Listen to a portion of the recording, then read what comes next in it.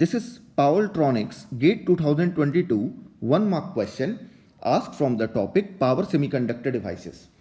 In this question they have asked that a charger supplies 100 watt at 20 volt for charging the battery of a laptop. The power devices used in the converter inside the charger will operate at a switching frequency of 200 kilohertz. Then which power device will be best suited for the purpose?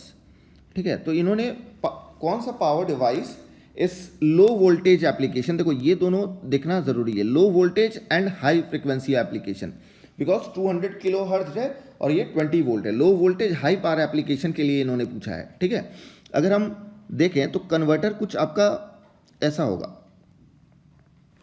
देखो इन्होंने ये मान लो यहाँ अगर इन्होंने हो सकता है ट्रांसफॉर्मर भी यूज किया हो स्टेप डाउन करने के लिए, and then they might have connected it to अ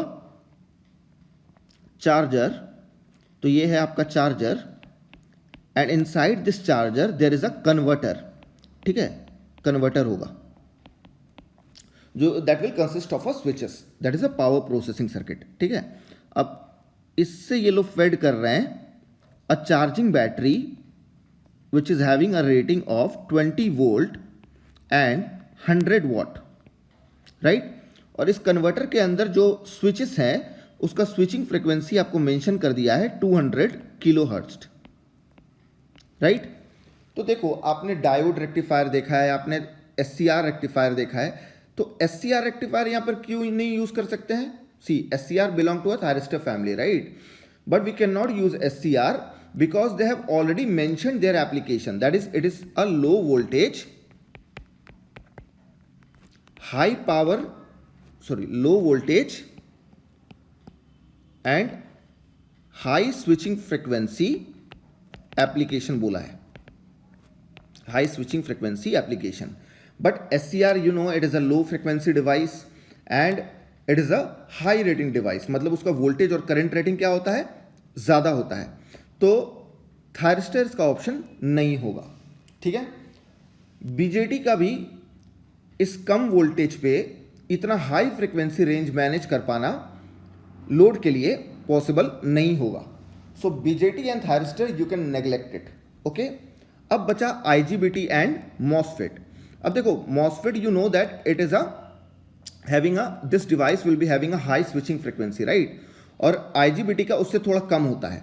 अब देखो बात यह है कि which device out of this IGBT and MOSFET, ठीक है, which device will offer the best performance in a specific circuit given that is a battery charging circuit, ये आप जज करना मुश्किल होता है क्योंकि it varies from application to application.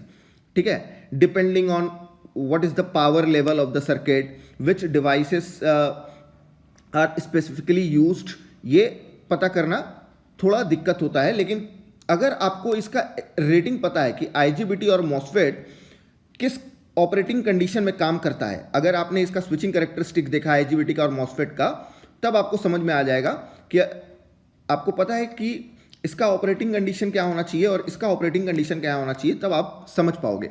देखो अगर आईजीबीटी को हम इस स्विचिंग फ्रीक्वेंसी पे अगर यूज करते हैं ना, तो वो मॉसफेट के कंपैरिजन में ज्यादा पावर लॉस देगा. ठीक है, क्या बोला मैंने? अगर आईजीबीटी को इस वोल्टेज रेंज और इस स्विचिंग फ्रीक्वेंसी पे यूज करते हैं तो जो लॉसेस है आईजीबीटी का, जो स्विचिंग लॉसेस है वो ज्यादा होगा as compared to a MOSFET. So this increase in the switching losses at higher frequency will remove or eliminate the advantage of using this IGBT as a device inside this converter. So the most appropriate option for this low voltage high frequency application will be your MOSFET. ठीक है, तो इस तरह के question को करने के लिए आपको सारे डिवाइसेस का ऑपरेटिंग कंडीशन, स्विचिंग कैरेक्टरिस्टिक्स, ये सब आपको पता होना चाहिए, turn on characteristics and all. तो आप इस तरह, और उससे भी ज़्यादा इसमें क्या रेटिंग पे ये सब काम करते हैं. ठीक है, इसका वोल्टेज रेटिंग, फ्रीक्वेंसी रेटिंग क्या होता है, इसका वोल्टेज रेटिंग फ्रीक्वेंसी रेटिंग क्या होता है, वो आप पता कर सकते हो. But at high frequency, that is for a battery charging circuit for greater than 140 kilo hertz only. Okay, अगर 140 किलो हर्ट्ज पे भी देखें, ठीक है, उससे अगर ज़्यादा पे देखें तो IGBT का वहाँ एप्लीकेशन और जो एडवांटेज है वो कम हो जाएगा. तो using this as a device will not work. In that case, I'll use MOSFET as a device because it will have less switching losses and a good performance, and it will be able to feed this load which is a battery of a laptop. ठीक है? So option C is the correct answer. This is Powertronics GATE 2022 1 mark question asked from the topic AC to DC converter or rectifier. In this question they have asked that a single phase full bridge diode rectifier, कौन सा rectifier, diode rectifier, fits a resistive load of 50 ohm from a 200 volt 50 hertz single phase AC सप्लाई. ठीक है, if the diodes are ideal then the active power in watt drawn by the load is. ये तो easy question है, active power पूछा है, output power पूछा है ना. चलो देखते हैं. तो ये आपका AC सप्लाई है, यहां पर इन्होंने फुल ब्रिज डायोड रेक्टिफायर बोला है, single phase full bridge diode rectifier है ना. और लोड क्या दिया हुआ है, लोड दिया हुआ है resistive load of 50 ohm and the voltage supply is 200 volt 50 hertz. ठीक है, तो ये सब तो गिवन डेटा है, right. What is the required data? Required data is to find the output power. ठीक है, तो अगर रेजिस्टिव लोड है, resistive load is a voltage stiff load, मतलब जहां वोल्टेज और करंट का वेवफॉर्म सेम रहता है. तो मैंने आपको बताया था कि इस केस में जब आउटपुट पावर निकालते हैं हम लोग, तो output power is V0 RMS square by R. This is how we find the output power P0. ठीक है, बताया था हमने. अब देखो यहाँ पर आपको सोर्स वोल्टेज RMS दिया हुआ है. सोर्स वोल्टेज का जो RMS है वो पता है आपको 200 वोल्ट है, right. Source voltage RMS is 200 volt. अब अगर हम इसका वेवफॉर्म देखें,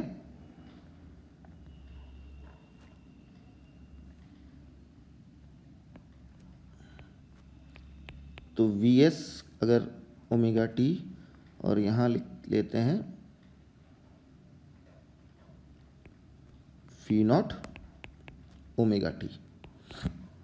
तो Vs तो आपका AC सप्लाई है, this is your AC supply. ये हमने फुल टाइम पीरियड पे ले लिया है. ठीक है, मतलब omega T is equal to 2 pi here. ये हाफ साइकिल है, ये टोटल फुल साइकिल. तो V0 क्या आएगा डायोड रेक्टिफायर के लिए, ये फुल ब्रिज है, तो फुल ब्रिज के लिए ये आपका आउटपुट होता है V0, राइट.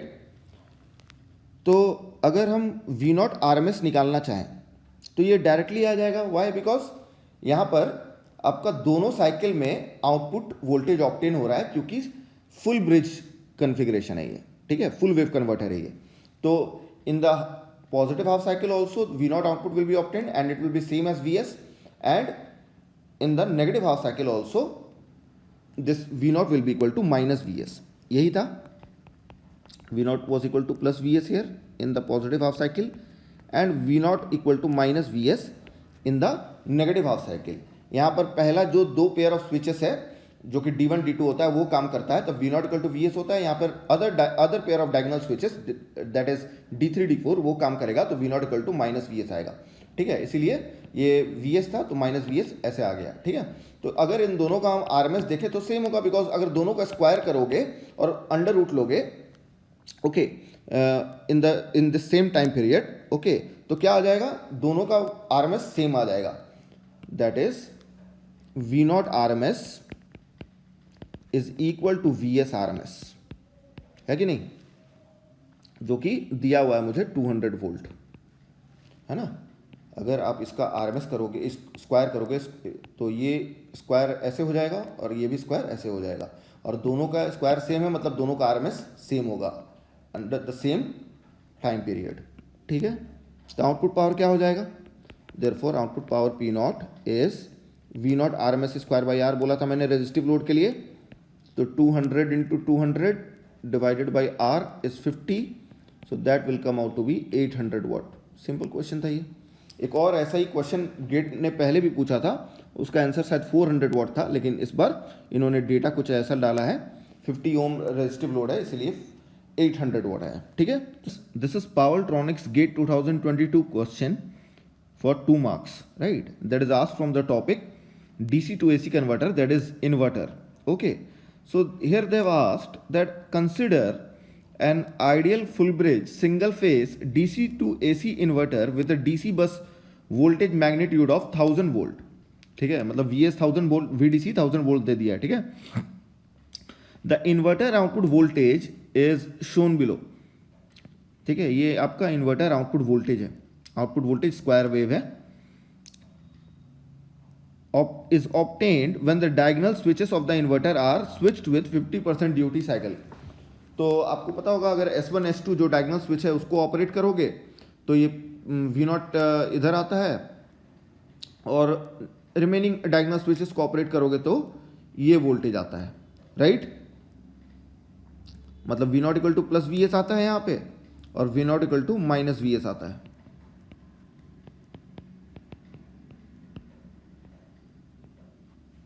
ओके, और क्या बोला है इन्होंने? The inverter feeds a load with a sinusoidal current, current sinusoidal है, and it is given by IT equal to 10 sin omega t minus pi by 3 ampere, where omega is equal to 2 pi by t। ठीक है, मतलब अगर हम यहाँ current देखें तो current इन्होंने बोल दिया है साइनूसोडल है,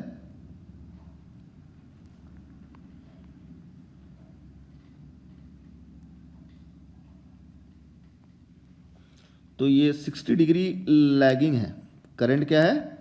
60 डिग्री लैगिंग है। तो अगर ये 0.5t को आप पाई मानते हो, ये 60 डिग्री हो गया,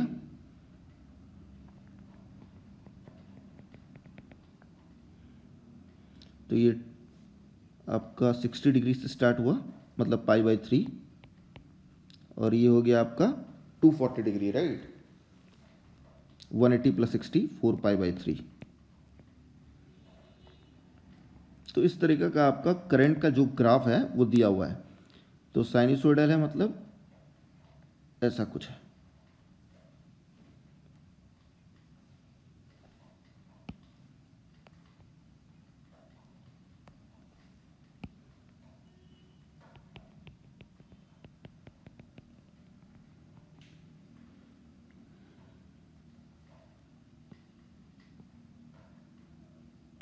ये ऐसा कुछ ग्राफ है, ठीक है। चलो, तो करंट का ग्राफ तो आपको दिखाई दे रहा है, और इसका मैग्नीट्यूड क्या है? पीक वैल्यू कितना दिया हुआ है? 10 वोल्ट, है ना? ये हो गया output current. Now they are asking the active power in watt delivered to the load. ठीक है, एक्टिव पावर पूछा इन्होंने, which is delivered to the load. तो देखो, active power delivered to the load will be your fundamental power. मैंने बोला था fundamental power will be only responsible for delivering the useful power. ठीक है, जो इन्वर्टर के आउटपुट होगा, जो इन्वर्टर का आउटपुट होगा, जो AC है, ठीक है, तो fundamental component of voltage and current will be responsible for delivering the useful power. तो फंडामेंटल पावर कैलकुलेट करोगे तो हो जाएगा। तो ये क्या हो गया? V01 RMS, ठीक है, AC पावर है ना, और ये I01 RMS fundamental current into displacement between fundamental voltage and fundamental current. तो ये तो आपको दिख ही रहा है, ये 10 sin omega t minus pi by 3 है। ठीक है, तो अगर हम यहाँ पर कंसिडर करें कि इन्वर्टर के आउटपुट वोल्टेज जो कि साइनसोइडल होना चाहिए था, नहीं है, स्क्वायर वेव है, मतलब जाहिर सी बात है हार्मोनिक से आउटपुट में। ठीक है, आउटपुट में हार्मोनिक से, तो इसका हार्मोनिक वोल्टेज एक्सप्रेशन जो आया था वो क्या आया था? 4Vs by N pi. Single phase full bridge inverter का बात हो रहा है, right? Single phase full bridge inverter का बात हो रहा है, तो 4Vs by N pi sine N omega T, sine N omega T. और करंट कितना है? करंट है आपका, अच्छा, करंट से पहले आप एक काम करो, क्योंकि आपको फंडामेंटल वोल्टेज एक्सप्रेशन निकाल दो। ये फंडामेंटल वोल्टेज हो गया 4Vs by pi sine omega T. और करंट कितना है? करंट तो प्योरली साइनसोइडल है, बोल दिया है क्वेश्चन में, तो ये 10 sine omega t minus pi by 3 है। तो देखो अगर इन दोनों का कंपैरिजन किया जाए, क्योंकि ये फंडामेंटल वोल्टेज है और करंट क्योंकि प्योरली साइनसोइडल है, मतलब इसमें कोई हार्मोनिक्स नहीं है, तो यही आपका फंडामेंटल है, क्योंकि देखो ओमेगा लिखा हुआ है, ठीक है। ओमेगा मतलब क्या? आपका फंडामेंटल करंट ही दिया हुआ है। तो फंडामेंटल वोल्टेज और फंडामेंटल करंट का डिस्प्लेसमेंट देखो, यहाँ ओमेगा टी है, यहाँ omega t minus pi by 3 है। तो इन दोनों को कंपेरिजन करोगे तो आपको फंडामेंटल पावर फैक्टर, फंडामेंटल जो डिस्प्लेसमेंट एंगल है वो तो पाई बाई 3 है, तो फंडामेंटल पावर फैक्टर कितना हो जाएगा? कॉस ऑफ पाई बाई 3 मतलब 0.5 हो जाएगा, ठीक है। अच्छा, V naught one R M S यहाँ से निकाल लोगे। वी नॉट वन पीक तो आपको पता है, पीक कितना है? 4 वी एस बाई पाई है, right. Fundamental peak voltage, fundamental peak output voltage of the inverter. और ये आर एम एस अगर निकालोगे तो ये हो जाएगा 4 V S by pi root 2, मतलब 2√2 बाई पाई वी एस। याद होगा आपको ये सब, ठीक है। हमने इन्वर्टर का जो हार्मोनिक एनालिसिस दिखा था single phase full bridge inverter का, तो उसमें हमने देखा था, राइट। तो क्या हो जाएगा? Power V naught one R M S जो कि 2√2 बाई पाई वी एस है। वी एस कितना दिया हुआ है? 1000 वोल्ट दिया हुआ है ना। और करंट कितना है?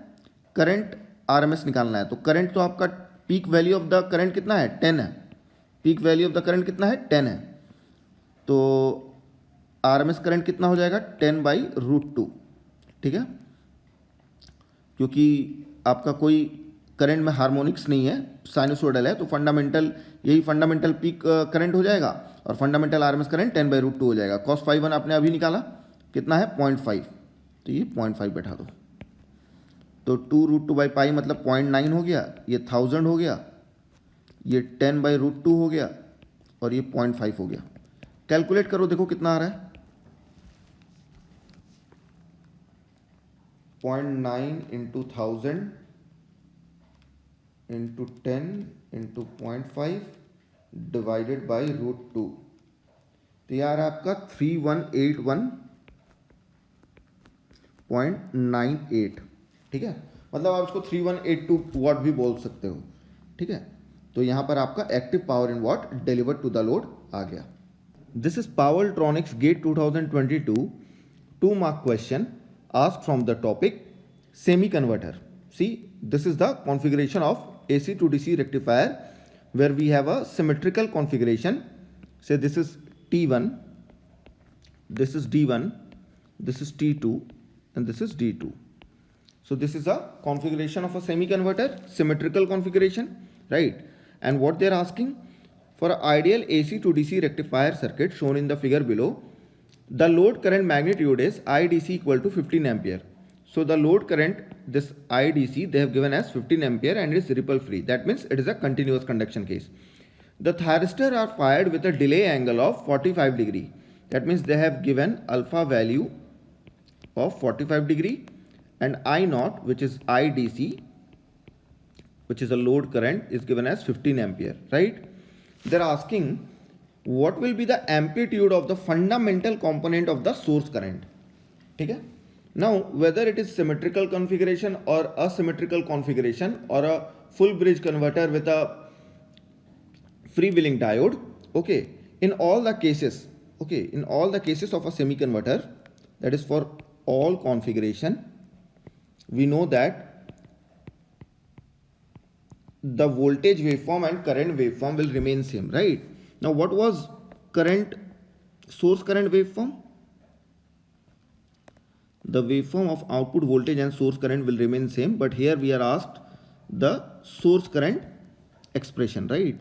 Source current, fundamental component of the source current. So this was started from alpha for a continuous conduction case and this was pi, then from pi plus alpha to 2 pi the current was negative, that is minus I naught.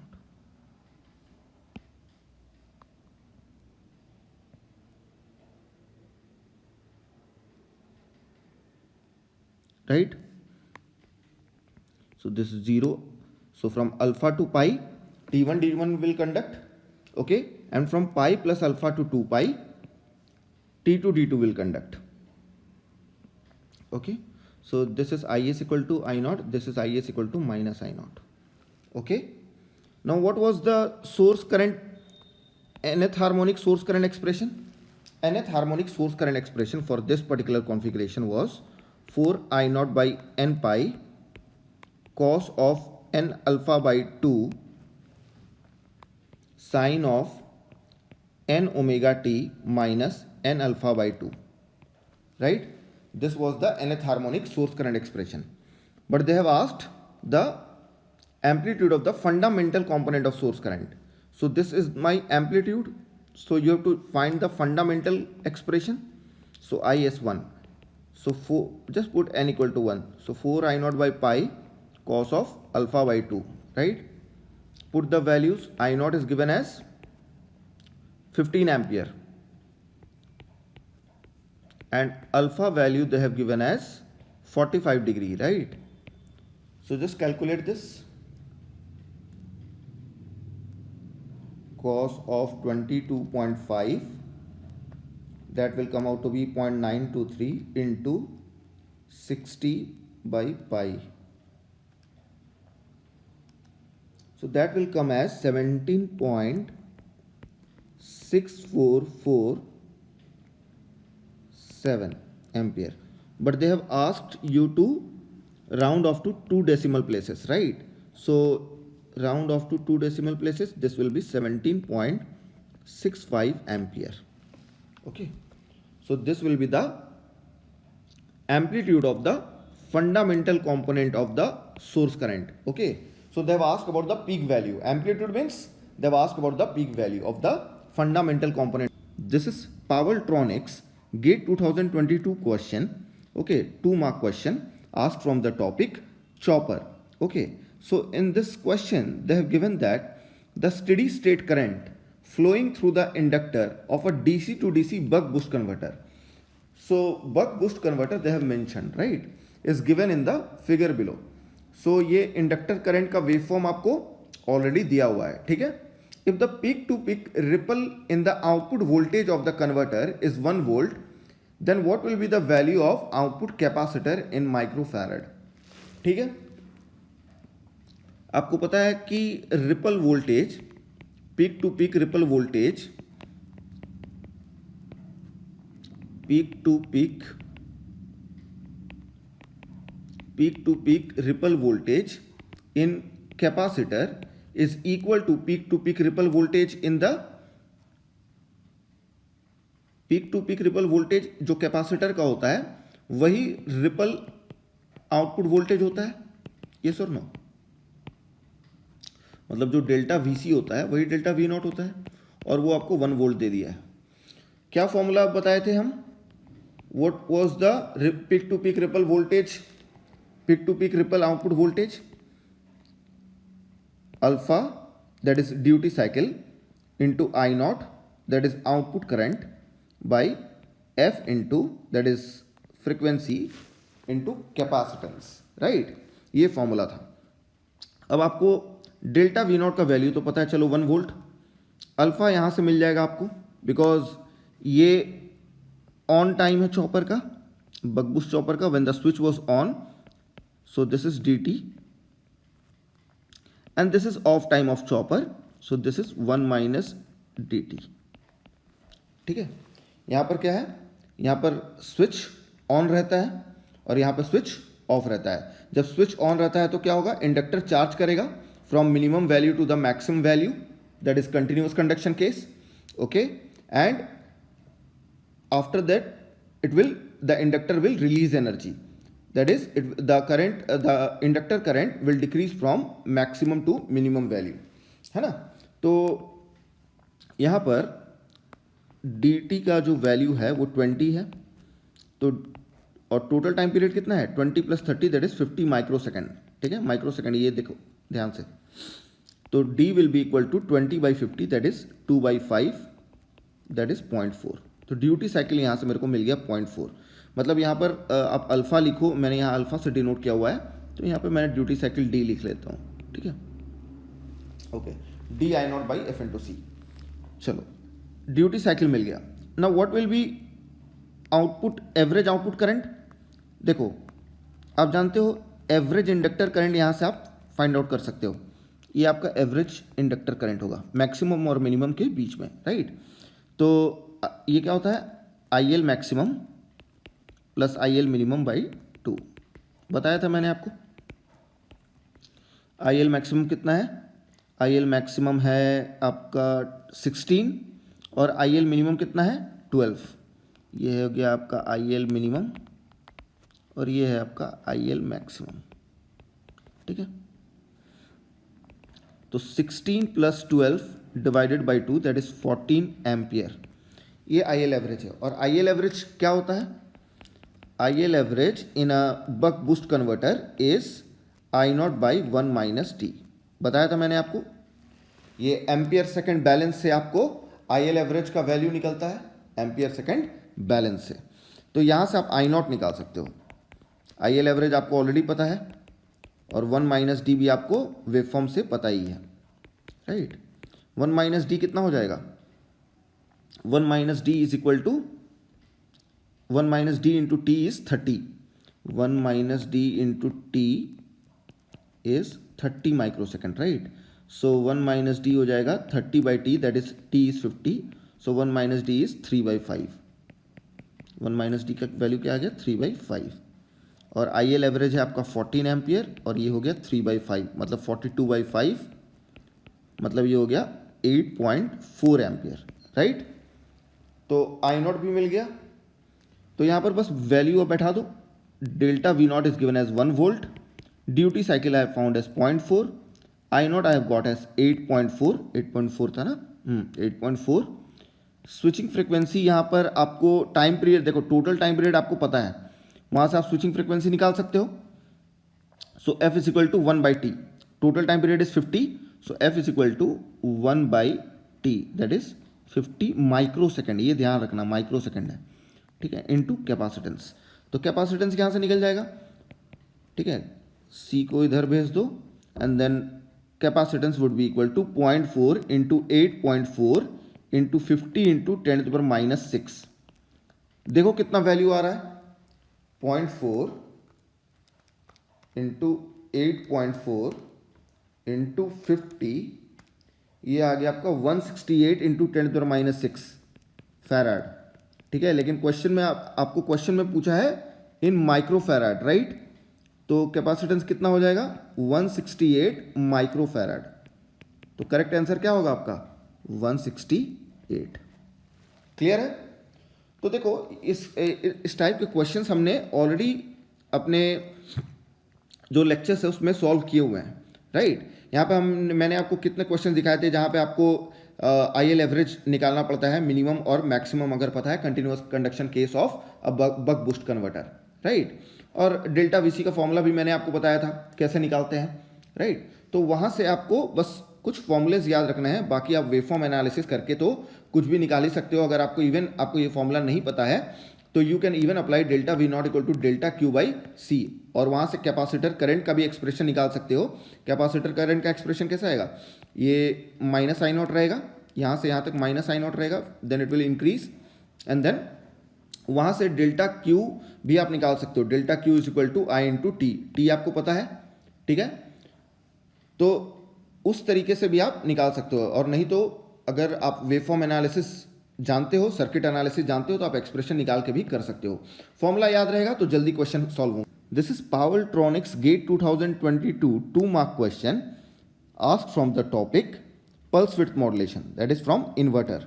Okay, क्या बोला है इन्होंने, a 3-phase grid connected voltage source converter with DC link voltage of 1000 volt is switched using sinusoidal pulse width modulation technique. If the grid phase current is 10 ampere and the 3-phase complex power supplied by the converter is given by this minus 4000 minus j 3000 VA volt ampere, then the modulation index used in the sinusoidal PWM is. देखो इन्होंने क्या बोला है कि पहले एक DC voltage है, ठीक है, जो कि आपका 1000 वोल्ट है, ठीक है, VDC आपको दिया हुआ है. Then this is fed to a 3-phase VSI, 3-phase voltage source converter, ठीक है, VSC, with a DC link voltage of 1000 volt is switched this if the grid phase current. अब इन्होंने ये कनेक्ट कर दिया है ग्रिड से, ग्रिड से कनेक्टेड है, तो उसके लिए जो फेज करंट है वो 10 एम्पियर है and 3-phase complex power supplied by the converter. ये जो कन्वर्टर है आपका 3-phase कॉम्प्लेक्स पावर जो सप्लाई कर रहा है वो है S equal to apparent power is equal to minus 4000 that is active power minus j 3000 that is reactive power. ठीक है, तो यहाँ पर आपको अगर इसका मैग्नीट्यूड चाहिए, ओके, तो मैग्नीट्यूड क्या हो जाएगा, under root 4000 square plus 3000 square that is 5000 VA.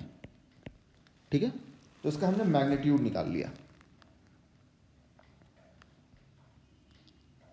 तो मैग्नीट्यूड जो कॉम्प्लेक्स पावर का होता है वो हो जाएगा आपका √3 V line to line RMS into this is grid phase current है, तो फेज करंट मतलब लाइन करंट या फेज करंट कुछ भी लिखो, यहाँ पर I फेज RMS हो जाता है.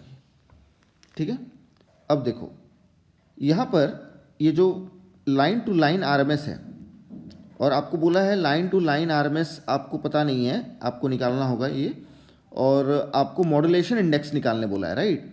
तो देखो अगर हम अंडर मॉड्यूलेशन कंसिडर करें, मतलब MA का value less than equal to 1 consider करें, तो जो मेरा line to line peak value of line to line voltage होगा, ठीक है, जो फंडामेंटल होता है वो हो जाएगा आपका √3 into MA into VDC/2, right.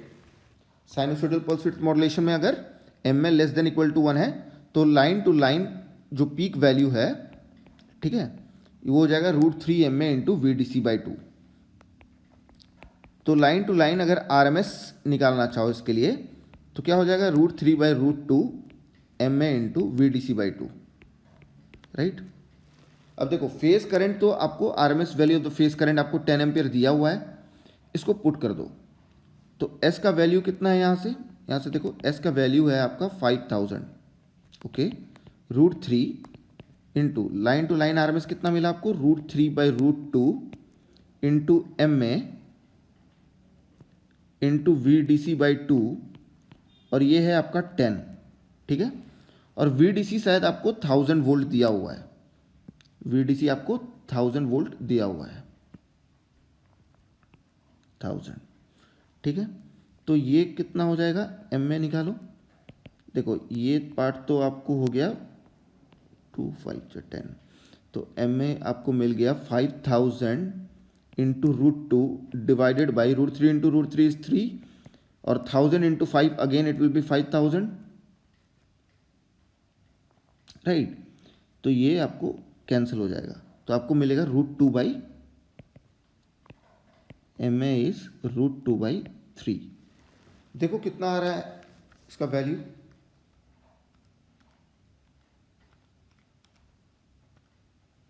ये आ रहा है आपको 0.4714, लेकिन आपको पूछा है ये round off to 2 decimal places, मतलब ये कितना हो जाएगा 0.47, ठीक है. तो इसका मॉड्यूलेशन इंडेक्स 0.47 आ जाएगा. देखो यहाँ पर इन्होंने जो एक्टिव पावर आपको दिया हुआ है ये -4000 वाट है। मतलब क्या, पावर का फ्लो कहाँ से कहाँ है, पावर फ्लो जो है वो है आपका लोड से सोर्स। मतलब एक्चुअली ये जो इन्वर्टर है ये एक रेक्टिफायर की तरह काम कर रहा है, क्योंकि ये एसी, पहले आप इन्वर्टर की तरह काम कराओगे तो डीसी से एसी हो रहा है, लेकिन यहाँ पर क्या हो रहा है, एसी टू डीसी की तरह काम कर रहा है ये, क्योंकि पावर फ्लो नेगेटिव है। देखो एक्टिव पावर नेगेटिव है, मतलब जो पावर फ्लो पी नॉट है वो लोड से सोर्स की तरफ है, मतलब एसी टू डीसी की तरफ है। ठीक है, तो ये आपको ध्यान में रहे, इसीलिए इन्होंने वोल्टेज सोर्स कन्वर्टर बोला है यहाँ पे। ठीक है, डीसी लिंक वोल्टेज दिया हुआ था, 3 फेज वोल्टेज सोर्स कन्वर्टर से ये ग्रिड को फेड कर रहे हैं, ये ग्रिड है। ठीक है, और ग्रिड 3 फेज कनेक्टेड ही होता है, तो वहाँ पर जो करंट है इसका वो 10 एम्पियर है, और जो कॉम्प्लेक्स पावर इन्होंने दिया है, तो कॉम्प्लेक्स पावर से हमने, ये फॉर्मूला तो आपको पता ही होगा कॉम्प्लेक्स पावर का, और अगर modulation index less than equal to 1 होता है तो ऐसे करके हम लोग fundamental peak line to line voltage ये लिखते हैं, एंड देन आरएमएस वैल्यू निकाल कर यहाँ पुट कर दोगे और आपको मॉड्यूलेशन इंडेक्स मिल जाएगा। क्लियर है, तो एम ए कितना आ गया, 0.47। This is पावरट्रॉनिक्स GATE 2022 question. Okay, it is of 1 mark from the topic harmonic analysis of AC to DC rectifier. In this question they have asked that the voltage at the input of a AC to DC rectifier is given by Vt equal to 230 root 2 sin omega t, where omega is equal to 2 pi into 50 radian per second. The input current drawn by the rectifier is given by this particular expression. That means at the input side the voltage is, the supply voltage is purely sinusoidal, okay, pure AC, but the current is having harmonics. As you can see, it is having the fundamental component of current, third harmonic component of current, and fifth harmonic component of current. Now it is asking to find out the input power factor rounded off to 2 decimal places. तो अगर आपको harmonic analysis याद हो, harmonic analysis of single phase AC to DC rectifier, तो क्या हो जाएगा, that will be Vt is equal to 230 root 2 sine omega t, इसका फंडामेंटल कंपोनेंट है, मतलब इसमें कोई हार्मोनिक्स नहीं है, और It दिया हुआ है 10 sine omega t minus pi by 3 plus 4 sine 3 omega t minus pi by 6 plus 3 sine 5 omega t minus pi by 3। अब अगर इन दोनों का डिस्प्लेसमेंट एंगल चेक करो, देखो ये फंडामेंटल कंपोनेंट है, ये फंडामेंटल कंपोनेंट है, इन दोनों का डिस्प्लेसमेंट चेक करो कितना है, the fundamental displacement angle is pi by 3। ठीक है, मतलब फंडामेंटल पावर फैक्टर कितना हो जाएगा, fundamental power factor is given as cos of alpha, right, that is the displacement angle between the fundamental voltage and fundamental current, that is pi by 3. So cos pi by 3 cos 60, that will be 0.5. input power factor कैसे denote करते हो, input power factor it is equal to G into fundamental power factor, right, fundamental power factor और displacement factor कुछ भी बोल सकते हो, और G क्या है, distortion factor, current distortion factor, because current में harmonics है, तो उसको कैसे लिखते हैं, ratio of fundamental source current divided by total RMS source current into fundamental power factor जो कि 0.5 है। तो IS1 कितना आ जाएगा, see this is the fundamental component, इसका आरएमएस वैल्यू क्या हो जाएगा, 10 by root 2, 10 by root 2, right, 10 by root 2 divided by ISR। ISR क्या हो जाएगा, under root of RMS square of this, RMS square of this and RMS square of this, that means under root of 10 by root 2 whole square, 4 by root 2 whole square and 3 by root 2 whole square. देखो इस तरह का question हमने पहले भी बहुत बार solve किया हुआ है, क्लास में भी हमने सॉल्व किया था अगर आपको याद होगा तो। ठीक है, तो ये 10 by root 2 whole square, 4 by root 2 whole square and 3 by root 2 whole square into 0.5। तो तो ये हो गया 10/√2 और ये पार्ट कितना आ रहा है √100/2 दैट इज 50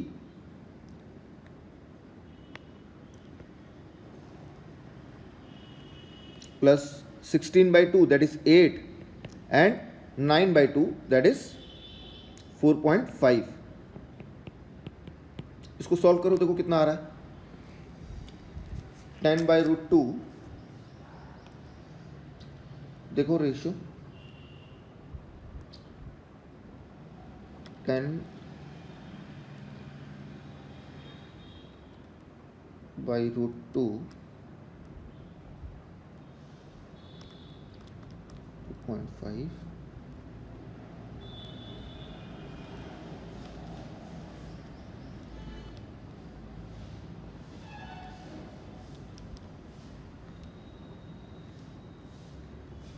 ये न्यूमरेटर जो है 3.535 डिवाइडेड बाय √58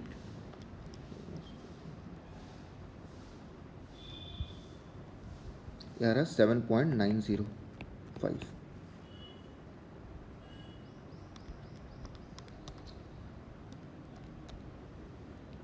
ये आ गया आपका 0.447।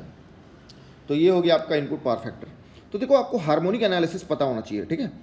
This is the distortion factor formula is, current distortion factor formula is fundamental value of RMS source current by total value of RMS source current, ठीक है। और फंडामेंटल पार्ट आपको यहाँ पे फंडामेंटल कॉम्पोनेंट इससे दिख रहा था क्योंकि ये भी ओमेगा है, ये भी ओमेगा है, ठीक है। तो इन दोनों का डिस्प्लेसमेंट π/3 हुआ, तो उससे फंडामेंटल पावर फैक्टर निकल गया जो कि cosine of displacement angle between fundamental voltage and fundamental current होता है, ठीक है। तो वो cos ऑफ π/3 निकल गया, ओके। एंड डिस्टॉर्शन फैक्टर आपका fundamental source current divided by total RMS source current जो कि √10² plus 10/√2 whole square plus 4/√2 whole square plus 3/√2 whole square हो गया। तो ये आपका आ गया 0.447।